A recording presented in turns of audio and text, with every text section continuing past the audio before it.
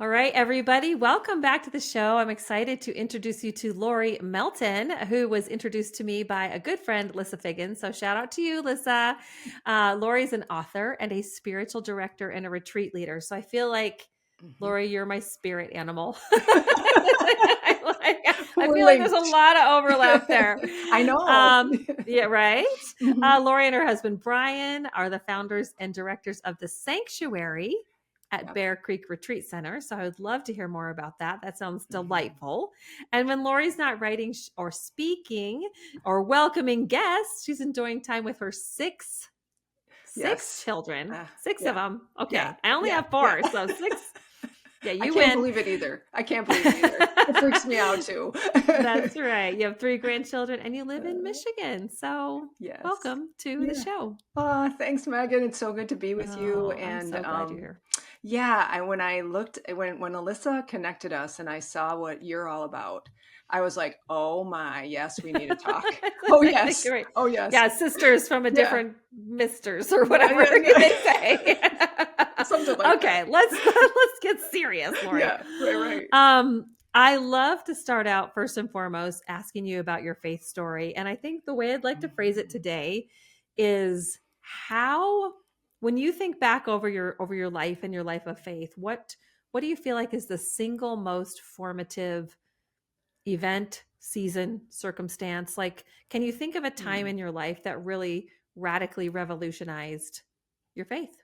Yeah, well, I would say when I came to know Jesus, because Mm-hmm. before that point, I was 13 years old. I had been raised Mm-hmm. Episcopalian and gone to Catholic school, and I Mm-hmm. really didn't know anything about God. Even though I was in those contexts, Mm-hmm. my ears were not open.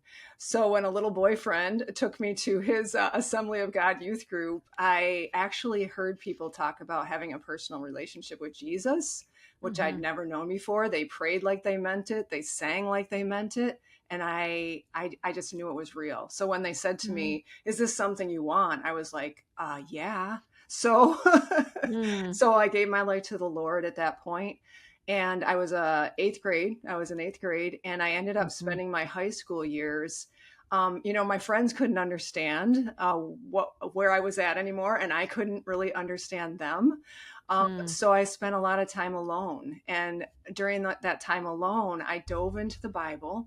I learned how to study scripture. He spoke to me through his word. I had my own room. So I would Mm-hmm. come home from school and I'd go to my room and I'd have my Bible and a journal and I had a dictionary, which I still have today. And I would look up words in the dictionary and let the spirit just speak to me and shape me. So it was This that. is in middle school, This is in just to be high school. clear. Well, this is in Oh, high high school. school. Yeah, like I Okay, got just saved. barely out of middle Yeah, school. just Okay, barely, got it. but I had, it Mm-hmm. was so real to me. I felt Mm, our home had disintegrated at that point, mm, and so God became the father that I mm-hmm, needed, and mm-hmm, it was truth. Like the truth of it just struck me, and I really sensed His presence. mm, So those 4 years in high school, I had a youth group, but it was far away. It was in a different town. I didn't drive for a while. So I had all that time to pour into my relationship with God and Him into me. So I had 4 years of high school and then I came to college and my life here began. But I look at that as just my formation. My mm, foundation in God started there. And the mm-hmm, very things, silence, solitude, studying the word, all got set into place. Who God was as my father, I needed a father. I didn't mm-hmm, have a father, and he became that. mm-hmm. And kind of spoke the truth where all the lies had been shaping my life before that. Mm. So, yeah. Yeah, you said your home disintegrated. What happened? Yeah, my dad was a career military, and he was Mm, older when I was born. He was 45, and he got out of the military when I was 1 or 2 years old. And civilian life didn't make sense to him. And so he struggled and with mm, jobs, and then just alcoholism took over. And he ended up dying of an accidental, we believe it was accidental alcohol overdose when I was mm. 13. Wow. So the last 5 years that he was alive, so say since I was 8 to Mm-hmm, 13, it was just, mm-hmm, he was drunk every day. It, mm, it was just total chaos. So yeah, when he died, my mom had actually been going to Al-Anon, and we left him Mm. 10 days before he died. And then they found him in the house Oh, dead. Yeah. oh, So it was wow. traumatic. But what a Traumatic. time. So Mhm. then 6 months later was when this boy, was connected with Mm. this little boyfriend, and he took Mhm. me to his youth group, and I found Jesus right at And the you were so time. hungry. Yeah, right at the time when I was about to make every bad decision I could have Mhm. made, you know? Mhm. And God came at that time to me and Does rescued it me. feel like a bit of a rescue? Like you Yes. a little puppy and he just grabbed you by the neck and it was like, "Nope, we're Yes. gonna put you Yeah. over here." Yeah, Like, "Oh, like thank you, God." how Yeah. merciful to set Hmm. me on the right course at that point. Yeah, Mhm. and then in high school, you are just I feel like a radical countercultural shift. I mean, most high Mhm. schoolers, adolescents are not wanting to go sit in their room with their Bible Yeah. and it feels like a lonely space maybe, but when I hear you talk about it, it seems like really life-giving feeling. Like how did Yes. you have friends? Did you feel Mm, lonely in that I way? I had a few friends. Like there was 2 or 3 girls at school that Mhm, I had enough connection with to not feel like I was totally alone. I mhm, did feel kind of outside of the high school loop because I couldn't understand that anymore. mhm, So it was a little bit lonely, but it was also, then I had a youth group that was a half an hour away. So I would see mhm, them, once a week or twice a week. mhm. And I had a twin sister who ended up giving her life to Jesus a couple years later. So it was a lonely time, but it was also a full time. It was Mhm. very precious to me. Yeah. I've never had that kind of time just to be with God since then, you know? Even now, even as a spiritual retreat director. Well, yeah, I mean, I have my time with the Lord, Mhm. but that was just, it was intimate. It was like Yeah. it was like your what when you're first married, what do you call it? Your Honeymoon. honeymoon Mhm, stage. It's your mhm, honeymoon stage where you're falling in love, getting to know each other, getting mhm. your foundation set. Yeah. And so it was special. Well, and I mean, that just brings on a good question about how do we do that now? Because even Mhm. you, Mhm. your job is a spiritual director. So it is to be quiet and help people really usher into the presence of God. Yeah. And you're like, I haven't experienced that since then. Yeah. Yeah. So what do you recognize as kind of the problems that are quote getting in the way, Mhm. and how have you learned over the years to combat those problems? Because Mhm. I think what you're speaking of as far as silence and solitude is what truly fills our soul. So how do we get Mhm. there? How did you Mhm. get there? Yeah. So we had 6 kids, and I was in a mom's group, and I had my baby in Are a they car all seat. biological kids, by the Yeah, way? 6 pregnancies, I earned them Okay. all. Okay. And you chose to do this. Yeah, God unknowingly, called you yes. to it. Yes. Yeah, yeah, we Absolutely. did. So we got married and we started having kids right away, and I had 6 kids, and I had a relationship with the Lord, quiet time, that Mhm, type of thing. But I was struggling because I didn't know how to be married and to navigate work and life and mhm. that intimacy with God that I had Yeah. had before. And so I was at this mom's group, it was a homeschool mom's group, and we had a speaker come in, and she shared about her book, and her book was about spending time alone with God. And Mm, she talked to us about, I know you guys are all busy moms, but it's so important that you still carve out more intense time with the Lord every once in a mhm. while. And she called it dog days, days alone with God. And she Oh, said, yeah, she said, now you can just take a couple hours here or there. DAWG. Okay, got it. take, What can I take a just take a yeah. dog day. Go dogs. Yeah. Mhm. um, so she had written a book, and it was about taking interludes with God, short amounts of time for intimacy, where you would take a Mhm. drive in your car, or you would end up at the beach, or you would, just sort of aside a couple hours. But then Mhm. at the end of the meeting, she said, "Here's what the Lord has called me to do." She said, "I open my house to women to come away and have a dog day at my house. It's free. I leave for the day, and you just come and you spend time with Mm, Jesus. Don't feel like you have to do your Bible study, prepare for your next sermon, whatever mhm. whatever religious work Wow. Not that, but come Mhm. and just abide. Take, have some tea, take a walk, take a nap. And when I heard her say that, something Mm. in me said, that's exactly what I had. And as a high school, as a high schooler, this is what I've Mhm. been wanting. And I had Mhm. 6 kids and we were homeschooling. And I had no idea how I was going to do it, but something in me said, I got to do it. I got to do it. And So you did so I more than did. once? Oh yeah. Oh yeah. Yeah. This was 25 years ago. And Mm. that started me on going to her home, maybe once every Mhm. 6 weeks, 2 months, and having one of those days alone with God. And in the meantime, so God, and what happened with that is the intimacy that I'd been longing for came Mhm. back. Mhm.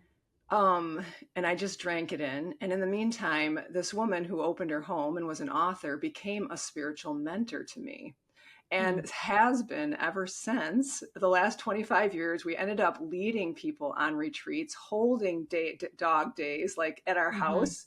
We had a home where we could have 8 people there at one time and everybody could separate into their own space. And so we Mhm. would lead retreats together. Um, so it built in that time that I was looking Mhm. for. Yeah. And So yeah, speak to that mom right now that's got however yeah, many kids under her roof, and she feels like, "Oh my gosh, that sounds incredible to get away and yep, have a day with God." yeah, How yeah, how how do I yeah. orchestrate that, and then what do I do? Oh, And I don't yeah. even think you have to Mhm, have a ton of kids under your roof. Like, I think mhm, even empty nester moms, all of a sudden you're like, "I want a day alone with God. I'm kind of mhm, by myself in my house. Would I do it mhm. at my house?" So, like, put Yes. some just structure around what this could look like and how we could get Mhm. creative, and what Yeah. do you do, Yeah, right? yeah, Quote yeah. unquote. Yeah, Mhm. well, I'm going on one tomorrow. I live at the Excellent. sanctuary. I have a prayer cabin just a few hundred Mhm. yards from my door that Mhm. sometimes I'll go out there and do it. But anyway, I would say what I would suggest is that people find a friend Mm. who is going to be gone or an older woman like me, where she may not need her. It might be she might have a quiet home. She might not be there. Somebody that works during the day, Mhm. and and just ask, hey, this is what I'm feeling drawn to do. Would it be okay if I use your house? I mean, that's the first thing that I would suggest, and I have done that Mhm. with other Mhm. friends. Um, but you can also just do it in your car. Your car can become a sanctuary. You can take your Bible, you can go and just go wherever God leads you. Maybe first you wanna go through, like, the little car wash and the vacuum place to get all the goldfish Yes, crumbs, right. cracker crumbs out of your Yeah, seats, if that's a because you might be distraction, like yeah, right. if Just that's take a 30 minutes to distraction. do that and then go and then go Yes, do yeah, that. yeah, Yeah. yeah. Mhm. But you can do it anywhere. And what Mhm. you do when you get there is you just and I don't you take your journal. What I usually do Mhm. when I get there is I get a hot drink. Even if I'm Mm. if I'm driving somewhere, I stop and I get myself Mhm. a hot drink because to me that Mhm. means Kinda set the nurturing. tone. Yeah, Mhm. I'm nurturing. Mhm. And when I get to the space, I just sit down and I just try to be still for a minute. I have my journal Mm. there. I'm a writer, so I love to journal. And so I'll Mhm. just journal. And then as I feel led to open my Bible, I open my Bible, or I might bring Mhm. another book with me that if I feel the Holy Spirit leading me to that. Yeah. Or, you can go for a walk, you can take a nap. I mean, it's really it's a free flow Mhm. time of worship and just, Lord, I'm just here to love on you and let you love Mhm. on me. Mhm. And just let the hours pass Mhm. by, however Yeah. they do. Yeah, however they do. I Hmm. mean, even as you're talking, I feel like the female motherhood, like, what do you Hmm. mean just let it pass by? However, like, we're so wired as women, Yeah. especially in this Western culture and as moms, to just constantly be thinking about other people and what needs to get done. And Yeah. so I love this. So it's not even a suggestion. I mean, Yeah. the Psalms are full of be still and know that I am God. Like, that's what you're speaking to. Hmm. And yet everything in our human body, at least mine, is kind of like, but what's gonna happen? What's gonna Yes. get done? You Hmm. know? Hmm. And I feel convicted even now as we're talking. Like, I have questions for the Lord, even about this season of life and my business and kind of what he Hmm. wants from me. And I'm like, Megan, Yeah. You need a Yeah. day alone with God. Yeah, yeah, to Hello, slow, you need a dog day. Yes, right? yes.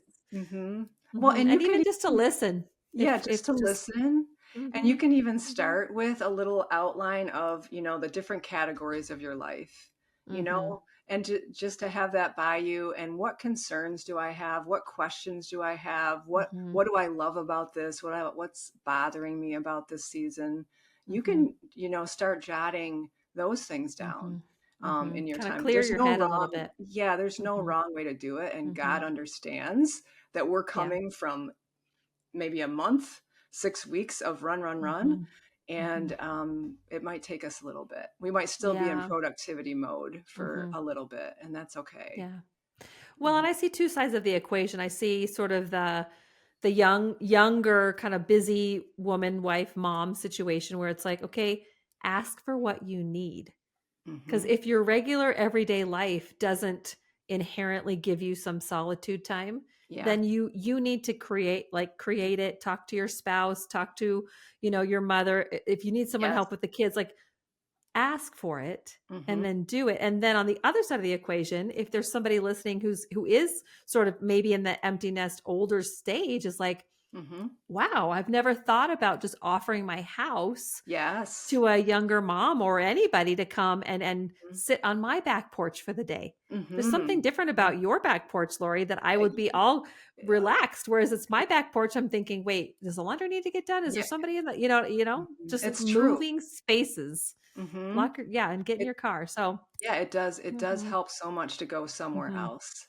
And mhm, there are a number of people who Linda Anderson is her name, has hundreds of women who she's mhm. offered her home to over the years and have done it and have come to her home. And now a number of them offer their homes to other Yeah, people. Yeah, right. It's a beautiful you could have a, generational trickle down. this is Hmm. something I've thought of before. Have a dog chain, have a group of women that all want to go away at once. And if you network Yes, together, you yes. could swap houses, Right? and Just and gotta be it's clear about what a dog chain is, but yes. Right. Let's and get the you marketing do clear. I mean, you do Mhm, have to be, it takes some effort, but when the mhm, Holy Spirit drops something in your heart, mhm, fight for it. mhm. That's part of our fight of Yeah. faith, is to say, Mhm, God, I just heard you speak to me, like with my little baby in the car seat. mhm, Like, I mhm. don't know how I'm going to do this, but I need to do it. Yeah. And then put it on your list Mm. for that Yeah. month. Yeah. What do I need to do? I need to talk to so and so. Mhm, I want a day. I need to make arrangements for the mhm, kids. And mhm. that's our stewardship. That is our stewardship. Hmm. And, I'd love to kind of get your take as a spiritual director because, I know Isaiah 43 is Hmm. is so meaningful to you and many others of behold, I'm doing a new thing, like Yes. streams in the desert. Do you not Hmm. perceive it? And so when you either kind of enter into that space of a new thing for yourself or you're helping guide someone, Hmm. what are some of the practices that you put in play and how can we even incorporate in our own solitude time?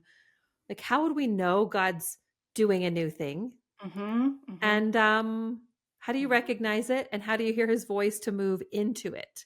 Do you have any Hmm. kind of.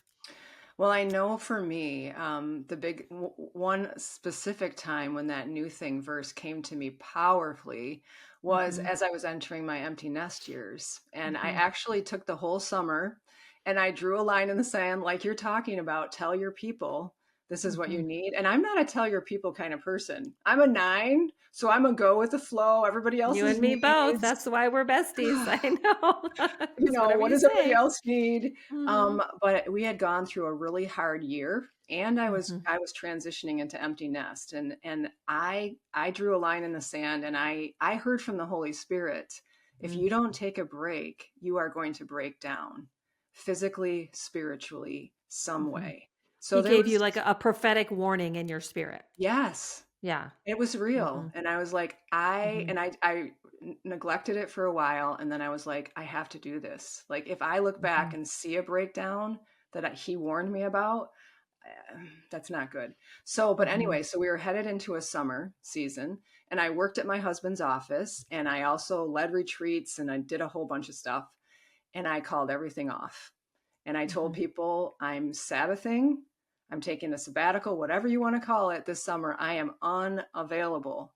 And I sat at home. Actually, we had just built this house. And Mm, so I had to unpack. I'm like, I'm going to slowly unpack and I'm just going to rest. That's all I'm going to do. And mm, during that time, I sat on the deck in the sunshine. I mhm. took phone calls from I remember taking a phone call from my sister that were like, hey, what's up? What do you need? Very I thought we could talk. transactional. I thought we would talk, Mhm, and I remember how that struck me just to have time to sit in the mm, sunshine. And God brought that verse to me. Behold, I am doing a new thing. Don't look mhm, at the past. Do you not see it spring forth?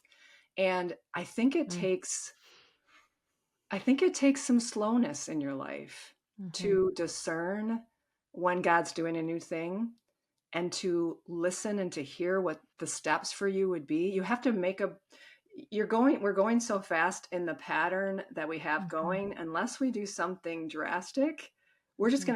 we're just going to keep getting swallowed up with that. Yeah.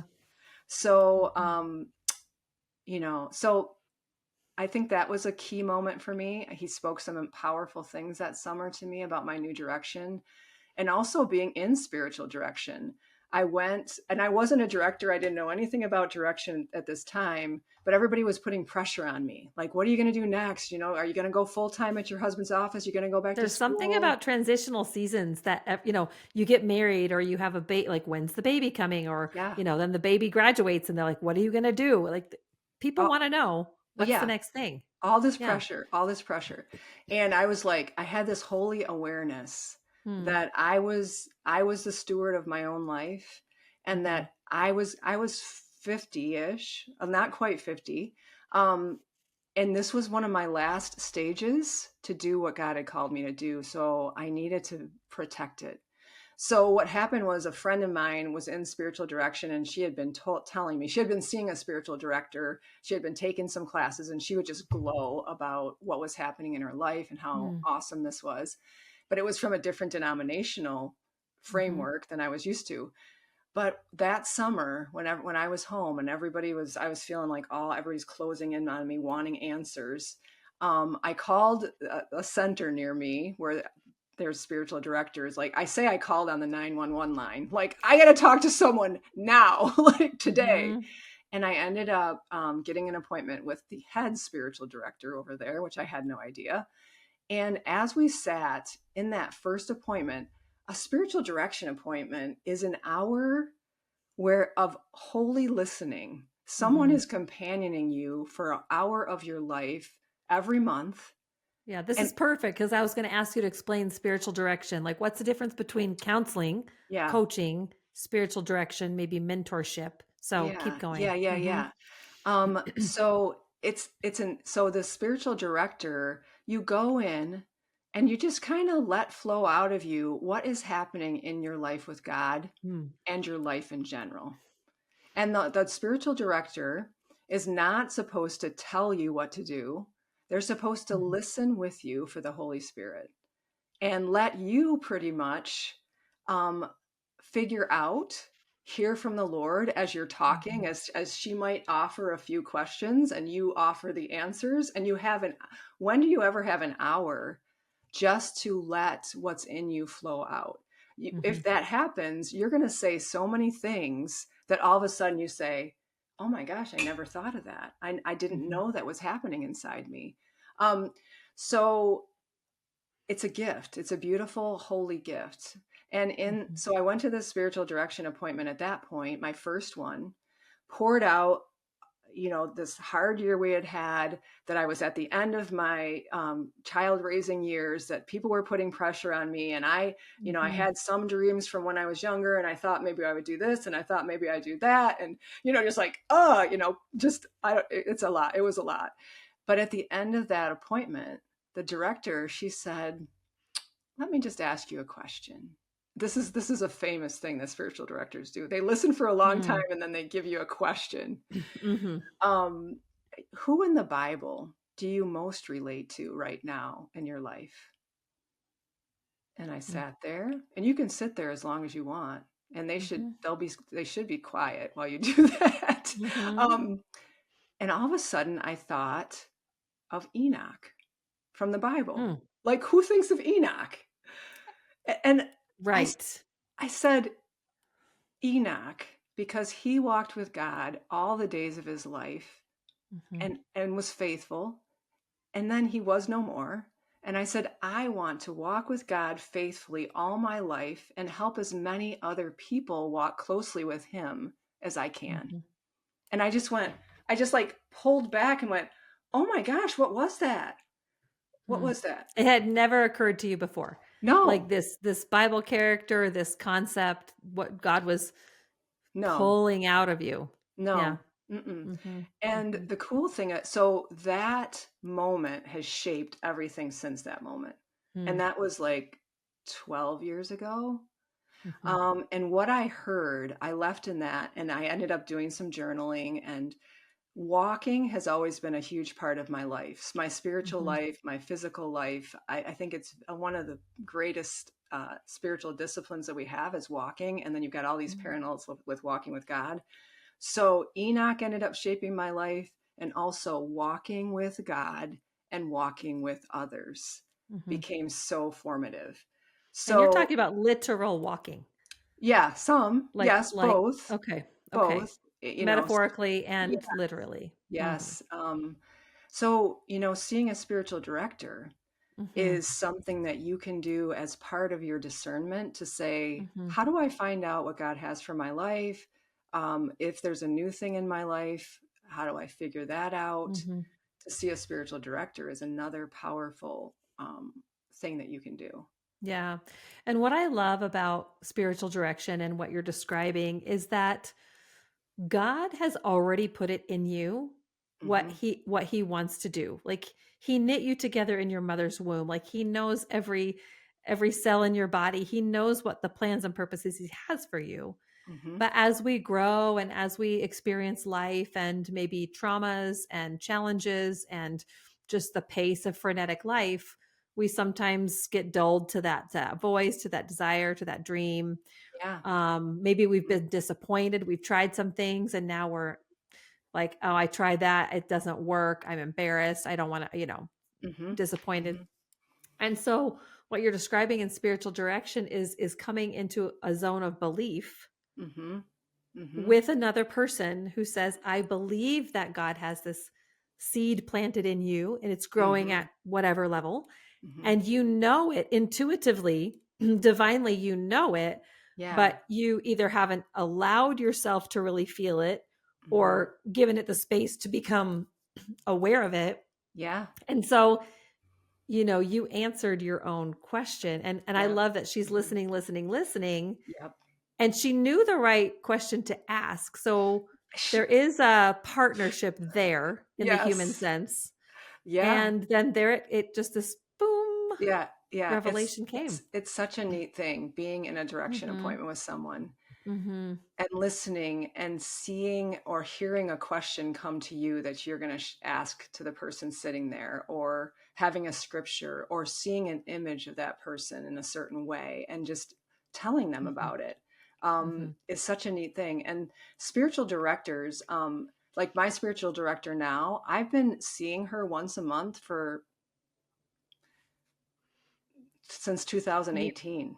Yeah. Mm-hmm. And so when you were just talking about what a spiritual director, how they help you to unearth again maybe some of the Mm-hmm. things that you're called to and what God has for you, this spiritual director, knowing me through all these stages, can call up when I'm sharing something where I'm at right now. Mm-hmm. She'll say to me, remember, Lori, when you were here, and remember how God was there, or what you felt that time, or Mm-hmm. this was a trap that Mm-hmm. you tend to fall into at times. Mm-hmm. So so um she helps me see the threads in my Yeah. life, Yeah. but she's And so affirming. I mm-hmm. mean, it's just so Yeah. affirming.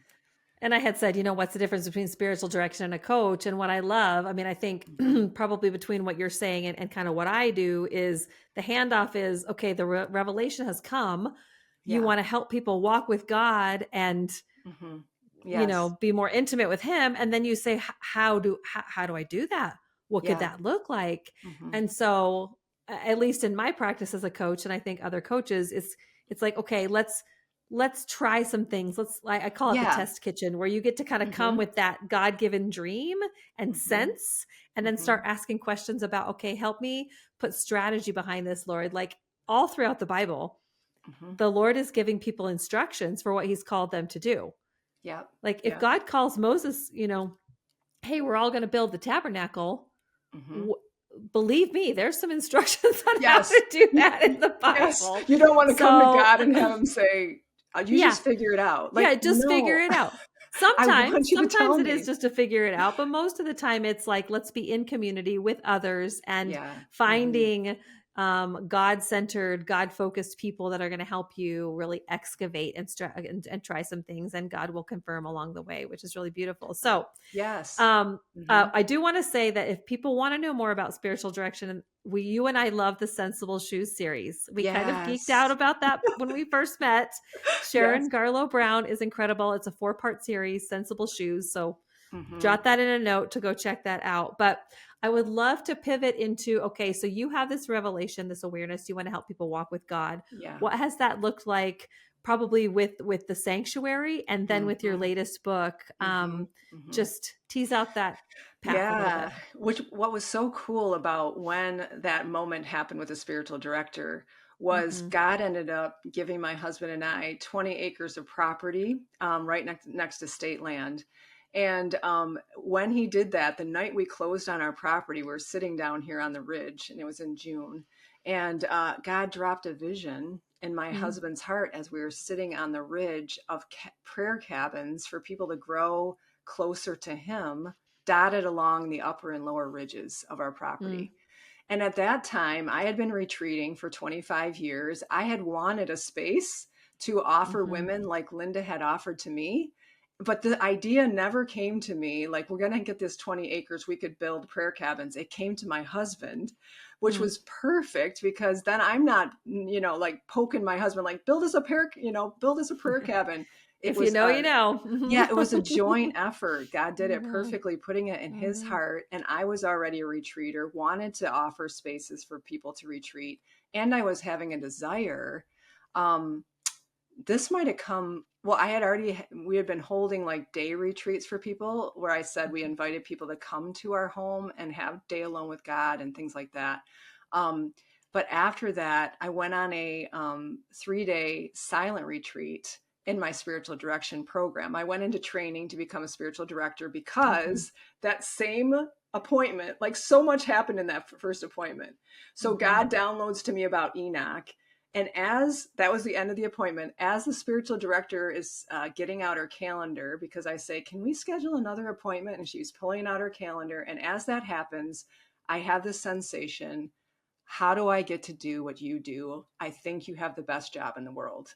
Mm-hmm. And I'm right in that transition season of, God, what do you have for me in the next season of my life? And I'm looking at Mm-hmm. her and thinking, it might be becoming a spiritual director because I love what just happened here. And it Mm-hmm. so resonates with my heart.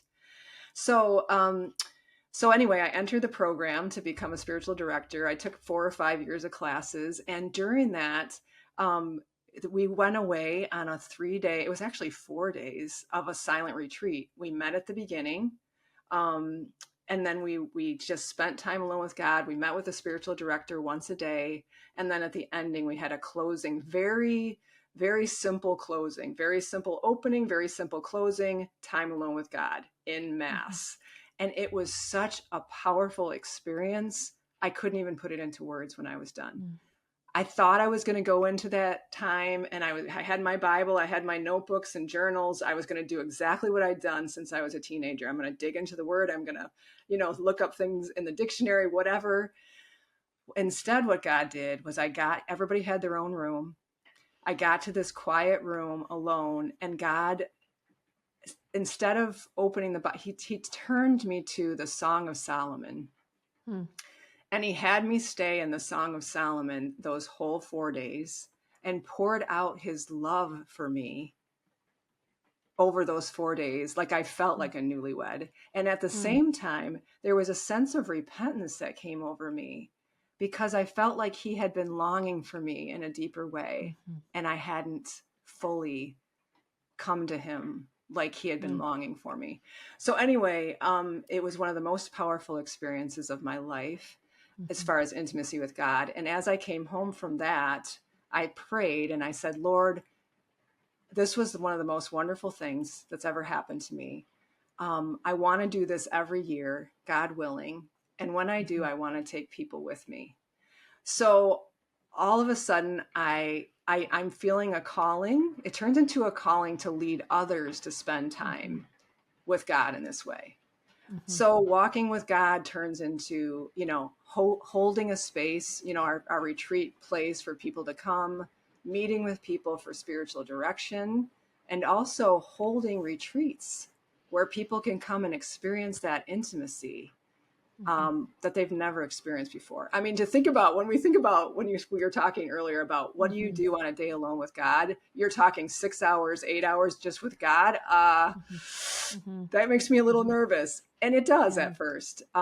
But thinking about 4 days is an even bigger. I mean, it was even hard for me to imagine that, but it was so wonderful. It was Yeah. so, It's incredible. ah, It's fun to see your face and your demeanor, even just recounting it. I have been studying. My first Old Testament analysis paper for seminary was around Exodus 34, and Moses goes up on the mountain for the second time. So the first commandments, he comes down off the mountain. People are worshiping a golden calf. All, all hell is breaking loose. Like, nope, the breaks the 10 Commandments. Moses sort of pleads, advocates for the people, goes up again. Anyway, God meets him there, the presence of God. He comes down off the mountain and his face is radiant. It's glowing to the point where people are like, whoa, what just happened to you? Like, yes. that's the Mhm. image that comes to my mind when I hear you recount Yeah. the incredible um Yeah. sort of divine intensity of being with the Lord and letting his love fill you to the point where it comes out in a radiance in your demeanor, in your emotions, and probably even physically in your face, Right. right? So Yes. that's what we have Mhm. ahead of us if we choose to spend this kind of time with the Lord. Yeah. And the other thing that's occurring to me is season of life.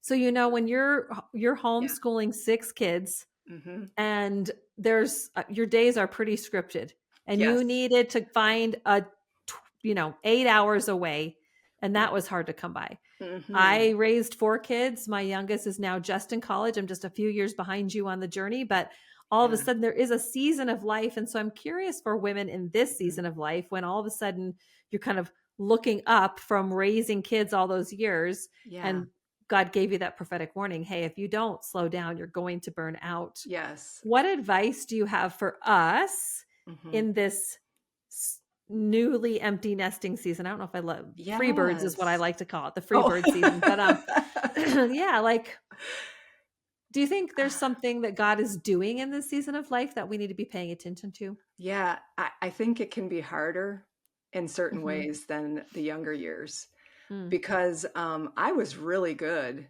at taking time alone with God when I had kids at home. Believe it or not, I feel Because you like knew you needed it. There I, was no question. yeah, I knew I needed it. And at Hmm. this point, when we get into our empty nest years, I think of it like a year.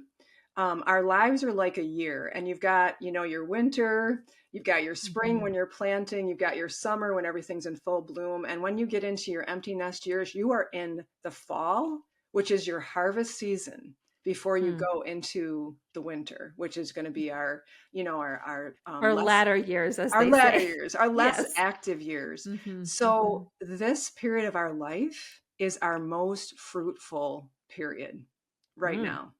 Say that again, girl. Yeah, Okay. this time Most of fruitful. it's we're in Hmm. harvest season right now Hmm. Hmm. because God's been building into us and our gifts Hmm. all our life, and now we get to give it out, which Hmm. is a wonderful thing, and it's Hmm. also a big challenge because we're doing wonderful things. I mean, Hmm. leading retreats, having people at the sanctuary, being a mother, being a grandmother, writing this book, Hmm. all wonderful things. And I can so easily get off balance and just not take care of that. Hey, hey, hey, this isn't how God calls us to live. Hmm. Come away with me. Hmm. and Yeah, learn my harvest season. I rhythms. like that. Yeah, my Hmm. rhythms of grace. It's harvest season, um, but we also have to be careful and Hmm. dedicated to our intimacy with the Lord and the right pace of life. And that Hmm. takes discipline on our part to not, because it's fun and fulfilling to do Hmm. all these things that we're good at now. Yeah. Hmm. Mm, okay. Well, you and I are both passionate about this, and I really would love to just s- highlight this invitation to any woman that's listening that is entering or in that harvest season, is likely in your 50s, I would say, plus or minus Yeah. a few years. And you are, what does harvest season look like for you? Where is the fruit coming? Where do you see the fruit? And how can you almost like pick that fruit and share it with other people? I think I Mm-hmm. love this idea of women in this season of life starting businesses and starting Mm-hmm. ministries and opening their home to other people. Like Yeah. it is it Mm-hmm. is really vibrant with energy. So Mm-hmm. thanks for that word Mm-hmm. picture. I really resonate with that for sure. Yes. Okay, so Yes. God calls you into writing, Yeah. Mm-hmm. and you have written a brand new book, which is Yeah. launching November 11th. So right as we speak, Right. called Journey with a Giant, right? Yeah. So Uh-huh. tell us about that. And I'm Mm-hmm. guessing that the message of that book stems from a lot of the things you've already talked about. Right. Yeah. Hmm. God is good. That's all I can say. We were going into Hmm. empty nest years, and we're starting this retreat center. And um, during COVID, I was jotting down a list of things. I'm home. I'm a super productive person, so I was making a list of all the ways I might use the time that I now had. Hmm.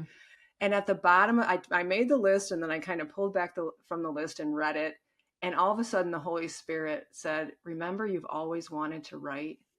And I was like, oh my gosh, yes. So I wrote on the bottom, learn to write.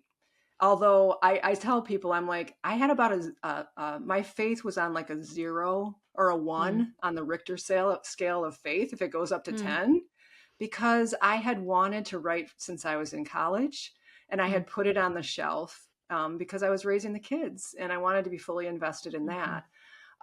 But the very next day, God, into my email came Hope Writers offered Hmm. 5 free days of Hmm. training, writing training workshops. And so all of us, I noticed that when it came in, and I was like, oh my gosh, I just wrote that on my list.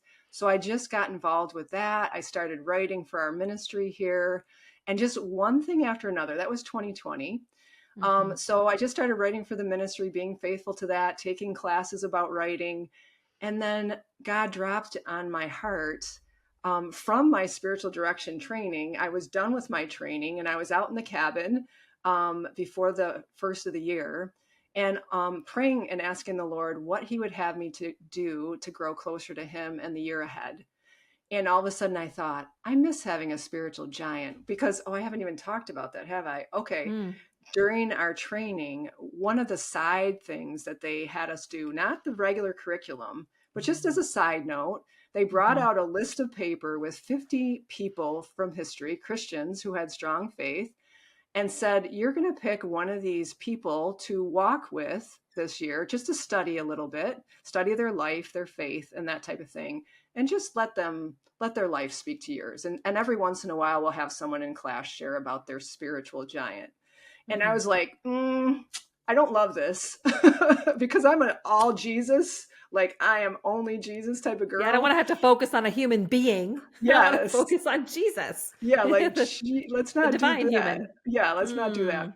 Okay. But they were patient, and they understood, and so I chose someone and watched as my other classmates chose their people. And the cool thing about what happened during that year is I watched our gifts, the very people that we chose were perfect for what God was doing inside of us and for our callings. Mm. And so I just kind of took note of that. And then it was a 3-year program. So first year we picked someone, studied them lightly. Year And who'd you two, pick? oh, that year I picked a woman named Evelyn Underhill. Okay. This is cool Okay. because Evelyn was a professor in the 1950s in England, Mm. and she was a part of the Anglican Church, and she led retreats. And she took on retreat, what her focus was helping people learn how to hear the voice of God. She taught the Anglican Church, Perfect. men and women, that everyone could hear the voice of God. And this was perfect for me because we had gotten the property. I was feeling a call to lead people on retreat, but I didn't know how to do it necessarily. And I needed courage. And here she Mm-hmm. was living, in the mid 1900s where women were not respected at all. And she did it. And so her life's example gave me courage to do what God was calling me to do. Mm-hmm. So, so then the next 2 years, I had to pick someone for 2 years, and I thought all summer long, wrestled with who I might pick for my giant, and ended up picking Francis of Assisi, because of his love, because of his connection to nature. And we had the Mm-hmm. property and the sanctuary out here, nature and people, and he had a great sense of humor. So Hmm. I was like, I need somebody, like I could pick a Turns out, who knew? like, yeah, I was going to pick someone really theological. And then I thought 2 years is a Mm. long time to spend with someone. I need someone with a sense of humor. And so, so I picked Francis.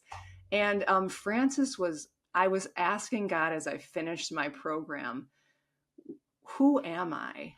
Mm. What have you created me to be? Am I a spiritual director? Am I a writer? Am I a mom? Should I just fully be a mom and a wife? Um, what role do you have for me? And I asked that for 2 years as I was Mm. walking with Francis. This was my desire as I took this spiritual direction training. I hadn't really heard what I wanted to hear yet. And I was in the final few months of my program. It was the spring. It was COVID year. So we were all locked down, and I was outside walking the property, and I was praying, and I was like, Lord, I've been asking you this question. Mm-hmm. Who am I? What am I? Am I this? Am I that? And Mm-hmm. God said, I felt like the Holy Spirit said, I can't give you a role. I'm not going to give you a role because a role is too small. Mm. I want to give you a fruit. And I said, okay, what's the fruit? What fruit would that be? And it was like the Holy Spirit said, it's to love. And Mm. some days that's going to look like writing. Some days that's going to look like hosting someone in your cabin. Some days that's going to be leading on retreat. Some days it's going to be your family's coming over Mm-hmm. and you're Mm-hmm. just hosting, and you're being, you're loving on them. And Mm. all of a sudden I remembered Francis. And there was a quote from Francis that resonated with me all those 2 years. And Mm. it was, I have found what was mine to do. May you find what is yours. Mm. And I was like, What a that's beautiful prayer. exactly what I'm Mm-hmm. asking. I'm Mm-hmm. asking what is mine to do. And he found what was his to do. And now God was showing me what was mine. Wow. Super powerful. Beautiful. Okay. So walking with a giant, what does that mean? And then Okay. how does your book equip people to do that? Yeah, walking Mm-hmm. with a giant is choosing someone from history, any Christian Mm-hmm. from throughout history. And we have traditionally thought of spiritual giants like missionaries, theologians, pastors, like those are our The giants. big The namers. Mm-hmm. Yeah, like full-time ministry people, Mm-hmm. right? But spiritual giants come from every century, every culture, and every occupation. So one of the favorite ones that I see people choose is Madeline L'Engle, the author. Mm-hmm. And that's surprising. You can pick her as your spiritual giant. Yes, because anybody who has faithfully walked with Christ all the days of their life, and they have to be Mm-hmm. dead to choose them, Mm. because because you have had to, Caveat. yeah, you Mm-hmm. have to have faithfully finished your race. Mm. The theme scripture for my book comes from Hebrews 12:1 and 2. Since we are surrounded by such a great cloud of witnesses, let Mm-hmm. us lay aside every weight and the Mm-hmm. sin that so easily entangles us, and let us run our race faithfully, fixing our eyes on Jesus. Mm-hmm. So those people that verse is talking about, typically we think of as the people in the Bible. Okay, Yeah. that's the cloud of witnesses. But when you open that up more, it's like, no, the cloud of witnesses that are supposed to help us get untangled and get the Mm-hmm. weights off of us so that we can faithfully run our race are Mm-hmm. all of the people from throughout history. Yeah. So to walk with them is to take the part, like to take them along Mm-hmm. on a year of your life's journey.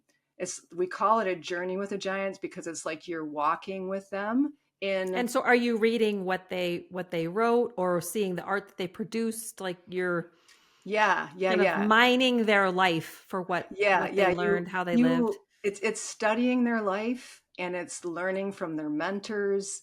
It's digging into what ways they grew close to God, their spiritual Mhm. disciplines, Mhm. meeting their mentors, like studying who their mentors were and receiving from their mentors. Sometimes even Amazing. hobbies Mhm. that your giant had. It's a very spirit-led process.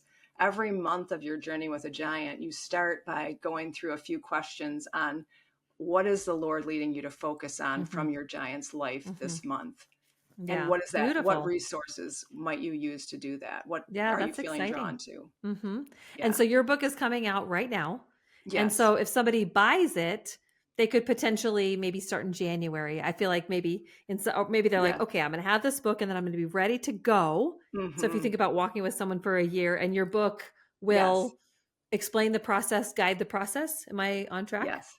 Yeah, Mhm. yeah, that's Yeah, exciting. exactly what happens. Mhm. This is a great time to get the book. I love that the Mhm. publisher, we worked it out that it would come out in the fall, because it gives people the time to get familiar with it and then be Mhm. ready to start in January. So, Yeah. and the book walks people through what I did in the book. Now, here's where we cross with Sharon Garlow Brown. So Mhm. I learned this practice of walking with a giant, found it so powerful in my life and other people in my class that I watched, and was just amazed and thought, "Oh my goodness, we've been missing a part of our discipleship. Mhm. This is a part of our life with God that we need to become what God has for us to become and to do what he's called us to do." So anyway, so I'm out in the cabin. I'm praying about what to do in the year ahead to grow closer to the Lord. I have this desire to walk with a new giant. And then I remember all the people in my life that were watching me walk with giants, and they're starting to ask me, like, what is this that you're doing? And is it biblical? And I think I Mm. might be interested, and teach me how to do it. And all of a sudden I think, oh my goodness, I write. I like to write. I've been wanting to write a book, but I needed the right topic to do that. I know I'm going to pick a new giant for the year ahead. I'm going to walk with that giant, and then I'm going to write the story of Mm. my year walking with my giant in weekly articles for someone to read my Mhm. story, but be applying it to their own giant journey, which is Yeah. exactly what Sharon Brown does in Sensible Mm. Shoes. Okay. Anything that we want. If you're a teacher, the Mhm. best way that your students will learn is if you wrap a concept into a story. And so Yes. that's what the Holy Spirit dropped in my heart. Mhm. Like, don't just, I could have wrote a manual about walking with a giant. Okay, here's Yeah. what you do, and here's what you can do in month 1, month 2. But to wrap it into the story of my Mhm. giant, which that year I ended up choosing Mr. Rogers as my giant. Mhm. So if I wrap it into what I'm learning about him and what God, the Holy Spirit, is speaking into my own life, and how I'm changing, how I'm Mhm. struggling, all Yeah. those things, it's going to make a much greater impact on the person Yeah. trying to understand, what does this look like? And it's I going to be love a it. lot more fun, Mhm. Yeah. like, oh, Yeah, I have an idea for writing and I'm like, "Oh, yep, I got to live it. I got to live it." Well, I love the whole concept of this. So I can't wait for people to get the book. I'm excited to go through this idea myself. So, where Mhm, can people find out about the book? And mhm. then would you and more about you, and would you pray for us to close it up? Oh, yeah, that'd be wonderful. Great. So you can find out at the book at my website, lauriegmelton.com, and Mhm. there's a Journey with a Giant page. So you can go to that. And on the website, if you're curious about this, there's a sneak peek, what we call a sneak peek of the book, which is the introduction in chapter 1, which will explain the process and the practice, and also walk you through the discernment process of choosing a giant. And Mhm. that's what happens in chapter 1. Good. So yeah, you can find me there. I'm on Facebook. We have a podcast called The Sanctuary Stirrings. So we have a special Journey with a Giant series going right now, Mhm. so people can listen to that too to get a even more context for this. Okay. So anyway, yeah, thanks for having me, Megan. And yeah, let's just pray. Let's take a minute to just be silent. Lord, we thank you for how active that you are in our life, for how you love us, how you seek us out. Lord, for the adventurous ways, the new ways that you just never run out of ways of inviting us to get to know you and to become all that you've created us to be. And Lord, I just pray for these listeners. I pray for Megan, God, and the ministry that you've given her. Thank you, God. Thank you for your good work inside of her that you are performing and you're taking to the next step as she walks through these beginning empty nest steps of hers. I just pray for your covering over her as she does that. And Lord, for every listener, whatever age they are, God, you are drawing them to yourself. And I pray that you would show each person listening what you're saying to them about drawing close to you. How are you calling them, God? Let them hear you strong. And then, God, give them an idea for how they can walk out what you're showing them. And I thank you for that. I thank you.